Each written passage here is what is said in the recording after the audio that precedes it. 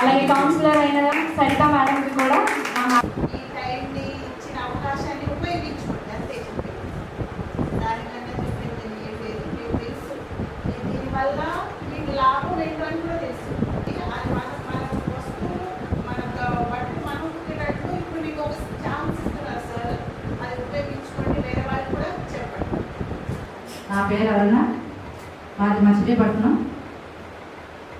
నేను 25 సంవత్సరాలుగా ఈ టైలరింగ్ అనేది నేర్పిస్తున్నాను. కొన్ని వందల మందికి నేర్పించాను. నా దగ్గర నేర్చుకున్న స్టూడెంట్స్ అందరూ కూడా షాపులు పెట్టుకొని చక్కగా మంచి అభివృద్ధి చెంది మళ్ళీ నాకు ఈ అవకాశం ఇచ్చారు ఇక్కడ సార్. కాబట్టి మీరందరూ కూడా ఈ యొక్క మంచి అవకాశాన్ని ఉపయోగించుకోవాలి. చక్కగా ఏదో వచ్చాము వెళ్ళాము అనేది కాకుండా ఒక క్రమశిక్షణగా ఉండాలి. మనకు 10 అయింది అంటే మనం టైలరింగ్ క్లాస్కి ఒక స్టూడెంట్లో వచ్చేయాలన్నమాట. ఒక పిల్లవాడు స్కూల్ బ్యాగ్ తీసుకొని ఎట్లాగైతే వెళ్తాడో క్లాస్కి, అలా మనం తొందరగా ఒక 4కో 5కో లేచి మన పనులన్నీ కూడా చక్కబెట్టుకొని చక్కగా ఒక స్టూడెంట్ లాగా వచ్చేయాలి మనం క్లాస్కి. చెప్పింది చెప్పినట్టు చక్కగా ఏకాగ్రతతో పట్టుదలతో చేస్తేనే మీ కాలంలో మీరు నిలబడతారు.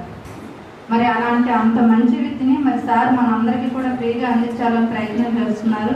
మరి ఈ ఒక మంచి అవకాశాన్ని మీరు అందరూ కూడా ఉపయోగించుకోవాలి.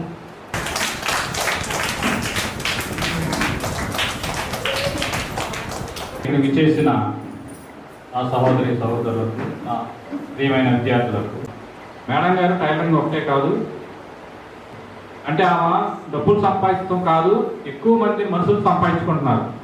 మరి చాలామంది చెప్పారు కదా 100లో ఆమె ట్రైన్ చేశానని. మేడం గారు మెడిటేషన్ కూడా నేర్పిస్తారు. మరి ఇంట్లో మనశ్శాంతి అనేది కుటుంబానికి చాలా అవసరం.